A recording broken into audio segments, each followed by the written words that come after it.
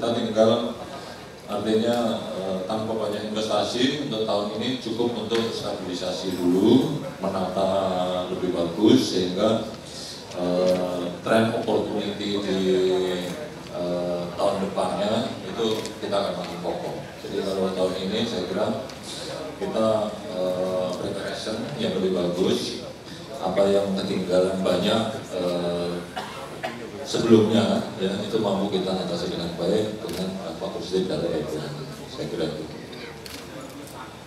Mungkin bisa saya tambahkan rencana bisnis ke depannya perseroan akan terus mengadakan kerjasama yang sudah ada dengan beberapa perusahaan BUMN. Dan jadi kalau boleh dijelaskan sedikit, memang kita ada yang berdasarkan memang sudah pelanggan kami sebagai lama reguler. Jadi juga ada yang proyek. Nah, kita akan terus mencari, terus bekerja sama dengan perusahaan-perusahaan yang akan memberikan kami proyek begitu seperti itu kira-kira. Nah, tapi tidak lepas juga dengan beberapa pelanggan kami yang bersifat reguler. Jadi dengan adanya dana IPO ini, maka modal kerja kami akan terus bertambah, dan dengan adanya modal kerja yang bertambah, maka kapasitas produksi kami pun akan terus bertambah, sehingga itu sejalan dengan proyeksi penjualan yang telah kami sampaikan tadi. Berarti belum dapat.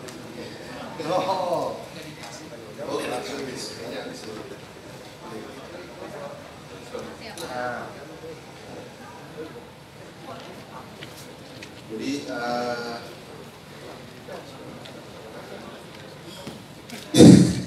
kalau bisa dilihat di halaman 28, proyeksi kita untuk tahun Desember tahun 2019 itu 220 miliar, tahun 2020 itu 323 miliar, dan 2021 itu 454 miliar. Di halaman 28. Ya, itu.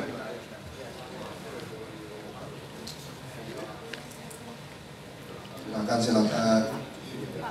Oh, ya. Udah? Hasil penjualan ya? Udah, tadi kalau penjualan.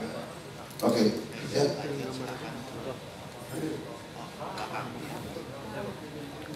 Selamat siang, saya Anis Lantai Ekonomi. Pak mau tanya, kalau tadi dari 500 juta lembar saham itu harganya di kisaran berapa sampai berapa? Kemudian boleh dijelaskan lebih lanjut kan terkait modalnya itu nanti untuk apa, pembelian apa? Terus kemudian tadi kan katanya kapasitas sudah memenuhi ya Pak. Boleh disebutkan berapa Pak kapasitasnya? Terus kemudian tadi juga dibilang kan ada ketertinggalan. Maksudnya ketertinggalan itu ketertinggalan yang seperti apa Pak dibandingkan dengan industri? Tadi kan Bapak bilang mau mengejar yang mau mengejar ketinggalan. Jadi terima kasih. Oke, terima kasih atas pertanyaannya. Jadi kalau untuk range harga kita itu kita buka dari harga 190 sampai dengan 300 rupiah, dan keperluan dana itu nantinya akan kita gunakan 30% itu untuk pembayaran utang dan 70% itu untuk modal kerja. Kenapa modal kerja? Itu juga berkaitan dengan pertanyaan berikutnya yang bertanya tentang kapasitas produksi kita. Agak panjang nih jawabannya, saya cerita sedikit ya.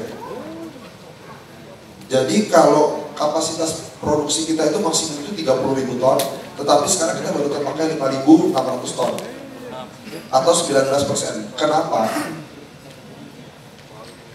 Jadi kalau boleh cerita sedikit, waktu tahun 2011 itu kita itu sedang hebat-hebatnya, produksi tinggi, penjualan tinggi, untuk kemudian pada tahun 2013 tiba-tiba dikeluarkan peraturan moratorium untuk ekspor mineral mentah dan smelter, sehingga itu memukul bukan hanya kita tapi juga harga komoditi pada umumnya, karena kita pada saat itu hanya memproduksi untuk spare parts alat-alat berat, sehingga itu secara langsung juga kena kepada kita. Jadi kalau bisa dilihat juga, makanya di tahun 2013, 14, 15, 16 kita rugi, tetapi di tahun 2015 kita sudah mulai diversifikasi pekerjaan. Makanya kalau kita bisa lihat itu, kita sekarang punya 5 lines of work yang terbagi dari di halaman berapa sih? Nih, di halaman ini. Ya, ini kita itu sekarang itu pekerjaan itu ada pembuatan fabrikasi alat berat, ada karoseri body dump truck, ada hauling batu bara, dan ada juga divisi project. Jadi kalau ditanya mengejar ketertinggalan, ya kita mau mengejar ketertinggalan kita di tahun 2012. Tahun 2012 kita produksi 24.000 ton setahun. Sekarang dengan mesin yang sama, kita cuma kurang modal kerja. Makanya kalau dilihat proyeksi kita itu, kita bukan sesuatu yang bintang di langit yang mau kita raih, tapi kita udah pernah achieve.